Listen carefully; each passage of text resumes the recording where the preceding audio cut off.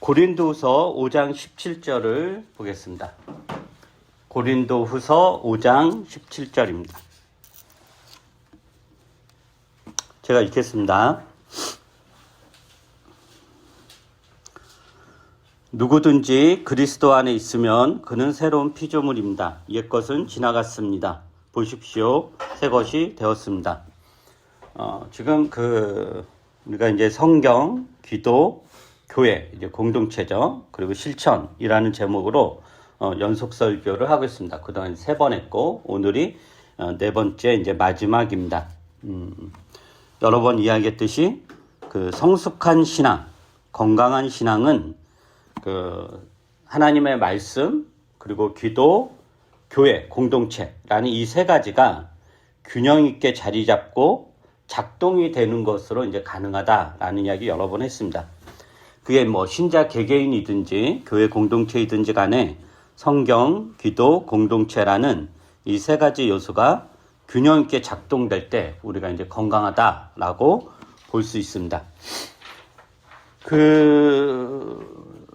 성경이 신자의 신앙에 있어서 왜 필요하고 얼마나 중요한 것인지에 대해서는 여러 방면에서 이제 그동안 계속 이야기를 했죠.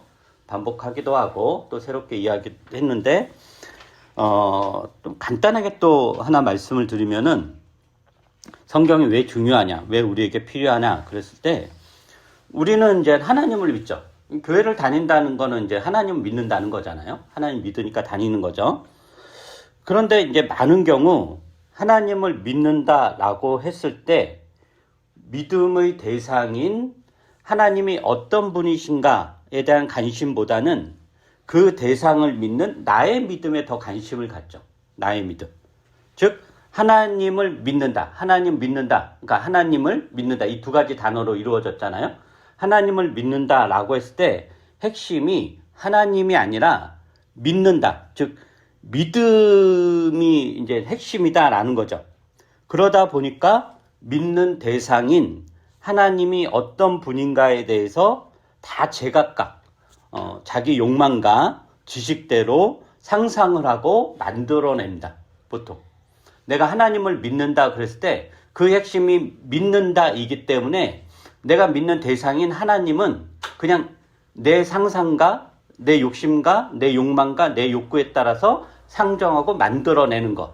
그러니까 내가 만들어낸 거죠. 그리고 내가 만들어낸 그분을 하나님이라고 하면서 열심을 다해서 믿는 것. 이것을 우리가 얼마 전에 이제 이사야서를 읽었을 때 이사야서에서 늘 질타했던 이야기죠. 우상이 뭐냐? 그거다라는 거예요. 우상이라는 게. 그러니까 그래서 하나님을 믿는다라고 그랬을 때 하나님 믿는다는 사람에게 10명에게 자신이 믿는 하나님이 어떤 하나님인가에 대해 이야기를 해달라고 하면 다 이제 제각각인 거죠. 물론 이제 하나님은 무궁무진하시기에 그 어떤 언어로도 생각으로도 사상으로도 경험으로도 다 담아낼 수 없습니다. 각 개개인의 하나님 경험은 부분적일 수밖에 없기 때문에 하나님이 어떤 분이신가에 대해서 하나님 믿는 개개인에게 물어봤을 때 다 다를 수밖에 없어요. 그거는 틀린 건 아니죠. 내가 경험한 하나님, 저 사람이 경험한 하나님이 다 다른 거는 너무도 당연한 거예요. 왜냐하면은 하나님은 한 사람의 경험으로 다 담아낼 수 없는 분이기 때문에 어떤 사람이 나는 하나님을 온전히 다 알아. 그거는 이제 사이비인 거죠. 그럴 수 없다라고 하는 거예요. 근데 그럼에도 불구하고 우리는 성경을 통해서 단일한 하나님을 만나며 성경을 통해서 각 개개인의 부분적인 하나님 경험을 통합해 나가는 작업을 합니다. 이게 성경이 하는 역할입니다. 그래서 우리는 이제 성경을 통해서 하나님 안다라는 거죠.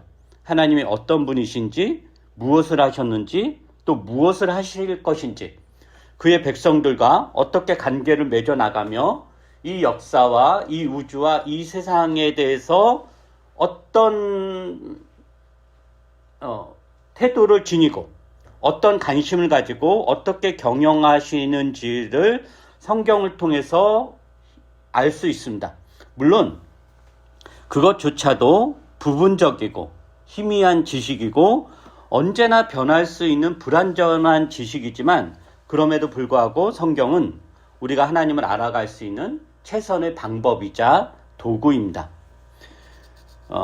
그래서 이제 성경을 알아야 된다라는 거죠. 성경을. 교회를 다닌다. 그러면 성경을 알아야 돼요. 읽고 묵상하고 배워야 됩니다. 성경이 쉽지는 않습니다. 우리가 뭐 매일 성경 한 장씩 읽지만 뭐 요즘 마가복음은 조금 쉽지만 또 이사야서가 66장까지인데 참 어렵기도 하고 그렇단 말이에요. 이 성경이 이제 쉽지는 않아요. 그 뭐 쉽지 않은 이유는 당연하죠. 왜냐하면은 수천 년의 세월 그리고 엄청난 그 문화적 간극 이런 간극이 너무 크기 때문에 사실 성경을 이해하기 위해서는 전문적인 지식이 필요하기도 합니다. 전문적인 지식. 그런데 우리가 성경을 읽을 때 우리의 마음을 건드시고 깨닫게 하시고 깨우치시는 성령님을 믿죠. 성령님을. 성경을 해석하는 데 있어서 그래서 전문적인 지식도 중요하지만 사실은 전문적인 지식보다 더 중요한 것은 성령 하나님의 도우심입니다. 우리가 성경에 대한 어떤 전문적인 지식이 없어도 한글로 번역된 성경을 읽으며 성령 하나님의 도우심을 구한다면 성령께서는 우리를 외면하지 않으시고 하나님의 말씀을 가르쳐 주십니다. 그래서 성경을 알아가는 데 있어서 전문적인 신학적인 어떤 지식이 매우 큰 도움이 되지만 그렇다고 해서 전문적인 지식이 없으면 성경을 전혀 이해 못하냐? 성경이 의도한 대로 우리가 알 수 없느냐? 그렇지 않다라는 것입니다. 그러므로 여러분의 상태가 어떠하든지 간에 상관없이 여러분이 성경에 대한 어떤 전문적인 지식이 있든지 없든지 간에 상관없이 성경을 가까이 하셔야 됩니다. 두 번째는 이제 기도였죠. 이것도 여러 번 이야기를 했죠. 근데 이제 방금 제가 이야기할 때 성경을 읽을 때 성령님의 도우심을 구해야 된다라고 이야기를 했습니다. 이게 이제 기도인 거죠. 성령님의 도우심을 구한다. 그러니까 기도라는 것은 뭐냐면은 내가 믿는 하나님과의 관계가 살아있다라는 표지입니다. 즉 내가 성경을 읽을 때 성령의 도우심을 구하며 기도한다라는 것은 이 성경을 죽은 화석, 죽은 고대 근동 지역의 2000년 전 혹은 수천 년 전의 문서로 여기는 것이 아니라 지금 살아 계셔서 지금 이 시대와 나에게 말씀하시는 하나님의 말씀으로 받아들이고 읽는다라는 것을 의미합니다. 기도라는 것은. 그 다음에 또 기도는 어떤 의미가 있냐면은 기도는 이런 거죠. 하나님이 내 인생에 개입하기를 요청하는 행위예요. 기도라는 것은. 내 인생이 내 계획이나 내 예상이나 내 예측, 내가 만들어 놓은 어떤 틀, 내 노력만으로 흘러가지 않는다라는 것을 인정하는 거죠. 인정하고 겸손히 하나님의 함께 하심을 요청하는 행위입니다. 이게 기도인 거예요. 즉 나의 최선이 아니라는 것, 나의 지혜와 지식이 절대적이 않다라는 것을 받아들이고 하나님의 인도와 은혜와 사랑을 구하는 것이 기도입니다. 그래서 때로는 내 인생이 내 예상대로 흘러가지 않고 내 가정이 지금 내가 그려놓은 그림대로 흘러가지 않고 그리고 지금 당장 죽을 것 같은 상황에 처하더라도 아무 희망이 없어 보이는 상황이라고 하더라도 거기에 굴복하고 체념하는 것이 아니라 하나님의 선하심을 믿으며 험악한 인생을 버티며 살아갈 수 있게 하는 것이 기도입니다. 그래서 아주 좀 강하게 이야기하면 기도하지 않는 사람은 교만한 사람이고 기도하는 사람은 겸손한 사람입니다. 기도하지 않는 사람은 자기가 자기의 주인인 거죠. 이게 성경은 이제 교만하다라고 하는 거고 기도하는 사람은 내 인생이 내가 아무리 계획을 세워도 내 뜻대로 가지 않을 수 있다. 라는 것을 인정하고 하나님께 엎드린 것. 이걸 이제 겸손이다. 라고 하죠. 그 다음에 이제 세 번째는 이제 교회, 즉 신앙의 공동체입니다. 신앙의 공동체. 이것도 자주 했던 이야기인데 기독교 신앙은 결코 개인적이지 않습니다. 이게 이제 사실은 종교개혁 이후에 프로테스탄트가 성경을 어떤 큰 장점도 있지만 또 이 프로테스탄트가 굉장히 그 기독교 신앙을 왜곡한 측면 중에 하나가 뭐냐면 개인주의죠. 기독교 신앙은 결코 개인적이지 않습니다. 개인이 홀로 복을 받고 홀로 천국을 가고 무슨 홀로 도를 깨닫고 홀로 하나님과 뭐 만나 이런 것은 기독교 신앙과 아무런 관련이 없습니다. 아무런. 기독교 신앙은 기본적으로 근본적으로 공동체적 신앙입니다. 하나님께서 삼위일체라는 공동체적 관계로 존재하시고 이게 근원이에요. 근원. 존재하시고 사람을 창조하실 때도 공동체적 관계로 창조하셨고 하나님의 백성을 부르며 구원하실 때도 개개인을 부른 것이 아니라 공동체로 하나님의 나라라는 공동체로 부르셨습니다. 그래서 공동체를 떠나서는 구원도 없고 신앙의 성장도 없으며 하나님의 은혜도 없습니다. 사도 바울이 이것을 분명하게 이야기했죠. 사도 바울이 교회를 어떻게 비유했냐면은 몸과 지체의 관계로 비유했습니다. 몸과 지체의 관계. 즉 교회가 몸이에요. 우리는 다 이 몸을 이루는 하나의 지체, 눈이고 코이고 입이고 손이고 손가락이고 손톱이에요. 근데 이 팔이 자기가 그냥 나는 이 몸에 붙어가지고 내 재능 허비하고 싶지 않다. 나는 독립하겠다 해가지고 이 팔이 딱 떨어져 나가요. 그러면 이 팔은 어떻게 되겠어요? 뭐 썩죠. 생명이 없는 거잖아요. 몸에서. 이 눈이 나는 이제 더 이상 이 몸에 붙어있기 싫다. 나는 혼자 독립해가지고 눈 수천 개를 만들어가지고 내 세상을 만들겠다. 눈이 이렇게 딱 떨어져 나가요. 그 눈이 어떻게 돼요? 썩어버리는 거죠. 볼 수가 없죠. 그 기능을 완전히 상실한단 말이에요. 이게 사도 바울이 교회와 지체, 그러니까 그 교회와 신자의 관계를 몸과 지체의 관계를 비유한 겁니다. 그러니까 몸에 온전히 붙어 있어야 그 기능을 할 수 있다라는 거죠. 그래서 여러분들이 개인적으로 열심을 다해 성경을 공부하고 기도를 하는 것은 굉장히 좋아요. 그러나 그러한 신앙적 행위가 공동체와 연결이 되지 않는다면 아무 소용이 없습니다. 우리가 하나님에 대해 배우는 것은 늘 우리 교회가 하는 이야기지만 타인을 통해서 하나님 배운다라는 이야기 많이 했죠. 왜냐하면 모든 사람은 하나님의 형상이에요. 우리는 하나님을 본 적이 없어요. 근데 우리가 어떻게 하나님을 봐요? 하나님께서 당신의 형상대로 만드신 사람을 통해서 하나님을 보는 거죠. 그래서 우리는 어떻게 하나님 배우냐? 성경을 통해서만이 아니라 성경의 근거에서 타인을 통해서, 즉 교우들을 통해서 저 사람을 통해서 하나님이 이런 분이구나. 하나님이 이런 일을 하시는구나. 라는 것을 배운다라고 하는 거죠. 하나님은 무궁무진하시며 그 무엇으로도 하나님의 광대하심을 담아낼 수 없습니다. 우리 각 개인이 아무리 열심을 다해 하나님을 찾고 배우고 알아간다고 하더라도 그것은 나 개인의 경험이며 하나님에 대한 하나의 작은 조각에 불과합니다.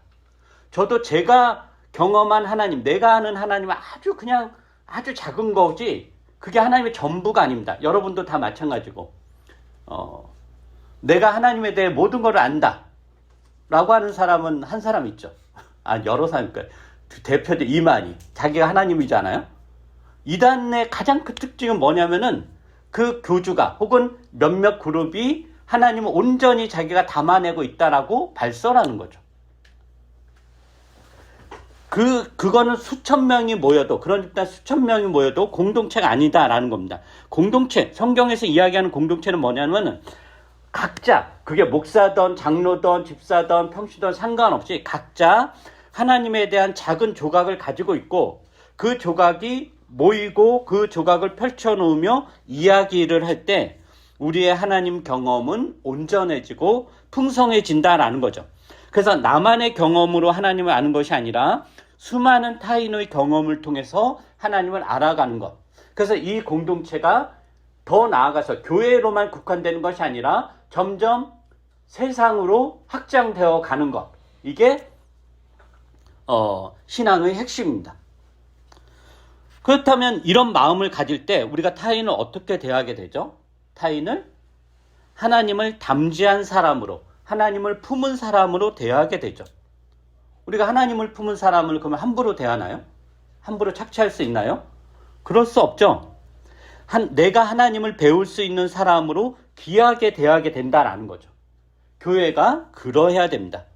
그래서 교회 공동체에서는 타인의 이야기에 귀를 기울이며 그를 통해 역사하시는 하나님을 알아가고 그것으로 우리의 하나님 경험은 충만해집니다. 이게 공동체의 의미입니다. 월터 윙크라는 사람, 최근에 교회 책수다 모임에서 읽었던 책이 이제 성서는 변혁이다 라는 월터 윙크라는 분이 쓴 책인데, 그 책에서 이제 이렇게 이야기해요. 제가 한번 한 달락을 읽어 드릴게요. 교회의 이제 공동체성에 대해서, 그리스도교인들은 관심사를 공유하며 연대하는 마음으로 성서 본문을 중심으로 함께 모인다. 그리스도 교인으로서 우리는 본문에서 단순히 좋은 것이 아니라 우리가 전혀 알지 못하는 것, 희미하게만 감지하고 있는 것을 배우기를 고대한다. 내가 변화하는 한이 있더라도 응답해야 된다. 우리가 변화될지라도 우리는 들을 준비가 되어 있어야 한다. 드물지만 듣고 명료한 깨달음과 용기를 갖게 되는 순간 우리는 변화할 수 있다. 즉, 성서가 개인에게 주어진 것이 아니라 공동체에 주어진 것이고, 그럼 그 공동체가 모여서 성서를, 하나님의 말씀을 같이 이야기하는 것, 이게 얼마나 중요한가를 이야기하고 있습니다. 이제 우리가 이제 세 가지를 이야기했을 때, 세 번의 설교를 통해서 세 가지를 여러 가지 관점으로 이제 제가 이야기를 했죠. 성경과 기도와 공동체를 이야기를 했어요. 이제 마지막으로는 실천에 대한 이야기를 좀 해보려고 합니다. 실천. 우리가 이제 듣고 나서 행해야 되잖아요. 실천. 히브리서 6장을 한번 볼까요? 히브리서 6장 9절부터 11절입니다. 히브리서 6장 9절부터 11절입니다. 12절까지입니다. 12절까지. 히브리서 6장 9절부터 12절. 제가 한번 읽어보겠습니다. 사랑하는 여러분, 우리가 이렇게 말하지만 여러분에게는 구원에 이르게 하는 더 좋은 것들이 있다는 것을 확신합니다. 하나님은 불의하신 분이 아니므로 여러분의 행위와 여러분이 하나님의 이름을 위하여 나타낸 사랑을 잊지 않으십니다. 여러분은 성도들을 섬겼으며 또 지금도 섬기고 있습니다. 여러분 각 사람은 같은 열성을 끝까지 나타내서 소망을 이루시기 바랍니다. 여러분은 게으른 사람이 되지 말고 믿음과 인내로 약속을 상속받는 사람들을 본받는 사람이 되어야 합니다. 이 본문 가지고 예전에도 한번 설교했었는데, 그 12절에 보면은 히브리서 기자가 뭐라고 하냐면은 게으른 사람이 되지 말라라고 그래요. 여러분은 앞에서 어떤 이야기냐면은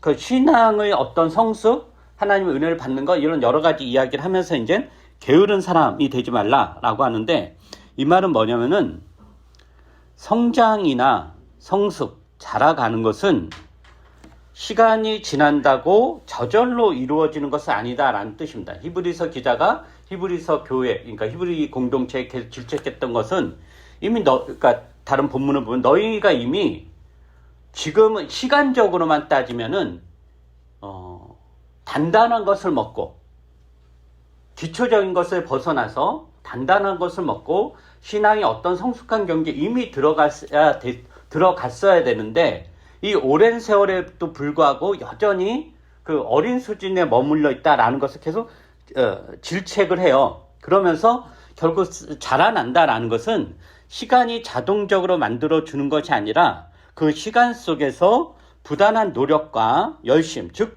부지런함으로 이루어진다라는 이야기를 히브리서 기자가 하는 겁니다. 그렇다면 부지런하다라는 것은 무엇인가 라는 거죠. 부지런하다라는 것은 내가 막 그냥 일 중독처럼 열심히 살라 이런 뜻이 아니라, 부지런하다라는 것은 자신의 인생에 있어서 하나님의 말씀으로 인한 분별력을 가지고 무엇이 옳고 그른지를 선택해서 부단하게 실천하며 사는 겁니다. 그러니까 부지런하다는 것은 맹목적으로 막 열심히 사는 것이 아니라 우리는 굉장히 많은 자극들을 받고 있잖아요. 그 굉장히 많은 요구들을 받고 있고, 그리고 그 많은 요구들 속에서 우리는 우왕좌왕하면서 그냥 막 휩쓸려 사는 거잖아요. 근데 부지런하다는 건 거기에 다 응답하면서 사는 것이 아니라 그 수많은 자극, 수많은 요구들 앞에서 또 수많이 해야 되는 펼쳐진 많은 어떤 해야 되는 그 일들 앞에서 어떤 것은 선택하고 어떤 것은 버리는, 이게 부지런한 거다라고 이야기를 합니다. 즉 자신의 일생을 하나님의 뜻에 맞게 하나님의 인도를 받으면서 포기할 거 포기하고 버려야 될 거 버리고 택해야 될 거 선택하는, 이런 게 이제 부지런한 삶이다라는 거죠. 그럼 반대로 게으르다는 건 뭐겠어요? 게으르다는 것은 그냥 그러니까 집에서 막 누워만 있고 아무것도 안 하는, 물론 이제 그것도 게으른 걸 수 있겠지만 그게 아니라 그냥 하루하루 주어지는 일들, 어떤 벌어지는 상황에 수동적으로 자신을 맡겨서 닥치는 대로 일을 행하거나 회피하는 것. 즉 어떤 일을 하는 데 있어서도 이게 하나님의 뜻이 무엇인가, 내가 하나님의 성품을 닮아가는데 어떤 도움이 되는가를 기준으로 해서 선택하는 게 아니라, 그렇게 그걸 선택하는 거 굉장히 열심히 있는 부지런한 행위거든요. 근데 그게 아니라 그냥 상황에 맞춰서 외부 자극에 수동적으로 반응하면서 살아가는 거, 이게 게으른 거죠. 그래서 게으른 사람은 하나님의 인도를 받지 않습니다. 그냥 그건 굉장히 귀찮은 일이기 때문인 거예요. 그래서 부지런한 것과 바쁜 것은 서로 다른 거죠. 또 게으름과 여유로움도 다른 거고, 우리가 부지런한 삶은 그래서 여유롭고 게으른 삶은 되게 바쁩니다. 그래서 부지런함과 여유는 한 쌍이고 게으름과 바쁨도 한 쌍인 거죠. 다시 이야기하면 부지런하다라는 것은 하나님의 말씀에 입각해서 무엇인가 내가 계속 부단하게 옳고 그름에 대해서 혹은 이것과 저것에 대해서 선택하는 행위예요. 부지런하다라는 것. 이게 상당히 부지런하지 않고 힘든 일입니다. 왜냐하면 우리는 다 주어지는 거에 다 반응하려고 하는 거죠. 그래서 그러한 선택을 통해서 우리가 무엇을 하고 무엇을 하지 않기 때문에 삶을 여유롭게 이제 살아갈 수 있다는 거죠. 근데 이제 게으른 사람은 그러한 선택을 하지 않고 닥치는 대로, 되는 대로, 상황이 벌어지는 대로 자신을 맡기고 그 흐름에 휩쓸러 갑니다. 그래서 바쁘죠. 그래서 게으르면 바쁘게 되고 게으르면 여유를 잃습니다. 그래서 다른 말로 하면 게으르다라는 것은 결국 포기를 하지 않는다는 겁니다. 포기를 하지 않는다는 것. 닥치는 대로, 생기는 대로, 벌어지는 대로 다 하는 것이 게으른 겁니다. 그러나 이렇게 바쁘게 살지만 하나님의 말씀으로 선과 악을 분별하는 이런 세련된 지각을 축적하는 일은 없게 된다 라고 하는 거죠. 부지런하다라는 것은 어떤 것을 선택하는 거고 어떤 것을 포기하는 건데, 자신의 인생에서 무엇이 중요한지, 무엇이 하나님의 뜻에 부합한지를 치열하게 고민하면서 선택하고 취하고 버리는 것, 이게 상당한 부지런함이 있어야 되는 거예요. 근데 이것도 갖고 저것도 갖고자 하는 것은 부지런한 게 아니라 그러니까 욕심에 불과한 거죠. 게으른 겁니다. 그래서 여러분의 삶에서 성경을 배우고 기도를 하고 교회로 모이기 위해서는 포기해야 하는 것들이 있습니다. 성경을 배우고 읽고 기도를 하고 교회로 모이는 것을 여러분이 선택했다면 그것을 방해하는 것을 포기해야 한다라는 것을 뜻합니다. 이게 이제 부지런한 삶인 거예요. 그런데 그 방해하는 것을 포기하지도 않고 신앙생활을 하겠다. 이게 이제 게으른 거죠. 겉보기엔 되게 정말 정신없이 바쁘게 열심히 사는 것 같지만 게으른 겁니다. 근데 마지막으로 이제 실천과 관련해 하나의 팁을 이야기하고 마무리하겠습니다. 이것도 전에 한번 이야기했는데, 원칙이 뭐냐면은 행동과 관련해서 마음에 몸을 맡기지 말고 몸이 마음을 이끌어갈 수 있도록 해야 합니다. 이게 이제 마음은 뇌죠, 뇌. 그러니까 이 뇌에 몸을 맡기지 말고 몸이 이 뇌를 이끌어갈 수 있도록 해야 됩니다. 마음이 움직이지 않아도 몸이 움직이면 결국 마음도 따라갑니다. 그래서 우리가 무엇을 실천하는 데 있어서 가장 방해가 되는 게 뭔지 아세요? 마음이에요. 네. 방해가 되는 게. 우리는 보통 그런 이야기 하잖아요. 내가 결심이 서면 하겠다. 마음에 결심이 서면 하겠다. 마음이 움직이면 하겠다. 동기가 생기면 하겠다. 애들한테 공부하라고 하면은 아직 나 공부할 마음이 안 생겼어. 공부할 마음이 생기면 정말 밤새도록 공부할 거야 하면서 안 하잖아요. 그 마음이 언제 생겨요? 안 생긴단 말이에요. 그런 말이 굉장히 그럴듯하지만 사실은 무엇을 실천하는 데 있어서 내가 마음을 잡고 마음이 일어나고 뭔가 이게 이 결심이 서면 하겠다. 이게 그거 자체가 무엇을 실천하는 데 가장 방해가 되는 겁니다. 그럼 어떻게 해야 되냐? 그냥 해야 됩니다. 그냥. 이유를 찾으시면 안 됩니다. 이유를 찾는 것은 대부분 이 뇌는 가장 편안한 걸 찾도록 최적화되어 있기 때문에 내가 뭘 하는 데 있어서 결국 이유를 찾는 것을 안 하려는 거예요. 하기 싫은 거예요. 그래서 여러분들이 성경을 읽고 배우고 기도를 하고 교회 모임에 참여하고 뭐 운동을 하고 독서를 하고 이런 실천은 그렇게 해야 할 만한 이유를 만들어야, 즉 그것을 하겠다는 마음이 일어나야 하겠다라고 생각하지 말고 그냥 해야 됩니다. 즉 의미 부여를 하지 말고 습관적으로 해야 됩니다. 습관적으로. 우리는 보통 습관적으로 한다 그러면 그거는 보통 부정적이잖아요. 넌 너무 습관적으로 나한테 사랑한다는 이야기를 해. 너무 습관적이야. 뭐 진심이 없어. 그렇지만 그거는 다 사이비에 그러니까 거짓인 거예요. 그냥 습관적으로 해. 습관적으로. 그 산상수훈에 보면은 예수께서 제자들에게 원수를 사랑하라 이런 말씀하셨잖아요. 원수를 사랑하라. 근데 생각을 해보세요. 원수를 우리가 어떻게 사랑할까요? 이게 가능한 일일까요? 그래서 이제 어떤 성경학자는 이 산상수훈은 실제로 우리가 이 땅에서 실천할 수 있는 그 윤리가 아니라 그냥 이상향을 보여주는 거다. 실제로 이렇게 할 수 없다라고 이제 해석하는 사람들도 있어요. 특히 이런 원수를 사랑하라. 이게 불가능한 일이잖아요. 내가 원수를 사랑하기 위해선 제일 먼저 뭐가 돼야 돼요? 내 마음이 움직여야 되잖아요. 정말 철천지 원수야. 너무 미워. 여러분 지금 생각해보세요. 가장 미운 사람을 떠올려보세요. 애를 내가 사랑해야 하려면 사랑하고 싶은 이 마음이 일어나야 되잖아요. 근데 그게 가능하냐? 이미 마음이 일어나면 또 원수가 아닌 거잖아요. 그래서 사실 이게 불가능한 거예요. 근데 주님이 불가능한 명령을 내렸을까? 아니다라는 거죠. 우리가 마음으로 사랑하지 않고 몸으로 사랑하면 원수도 사랑할 수 있습니다. 이게 무슨 말이냐면은 몸으로 사랑한다라는 건 이런 거예요. 내 원수가 죽이고 싶을 정도 미운 이 원수가 어떤 위험한 어떤 불행한 상황에 빠져서 배고파서 죽을 지경이 되었어요. 그때 개새끼라고 욕하면서 먹을 것을 가져다 주는 것. 개새끼다라는 건 내 마음이에요. 먹을 것을 챙겨서 가져다 주는 건 몸이 하는 거예요. 그걸 하는 겁니다.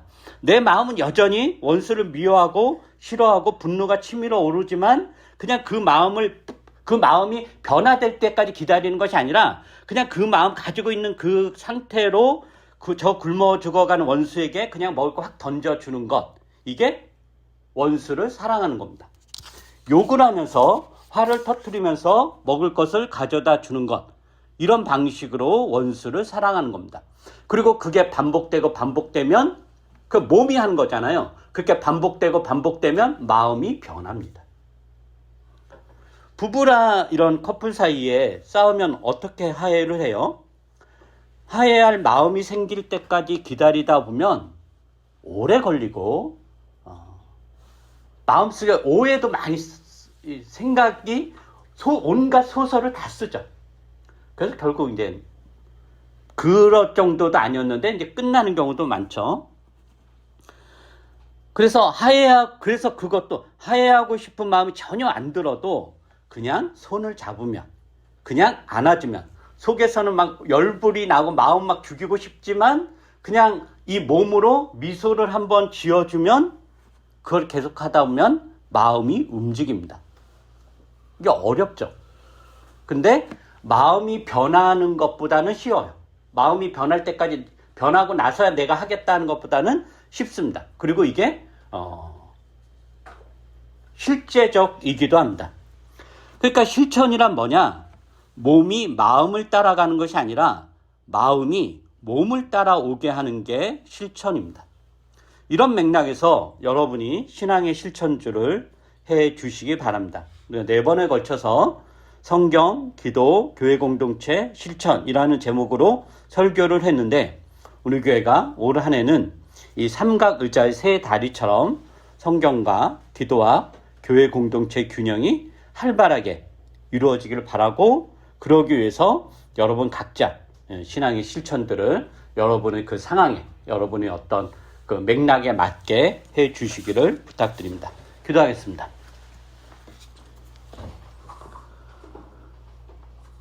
거룩하신 우리 주 하나님, 주께서 저희들을 구원하시고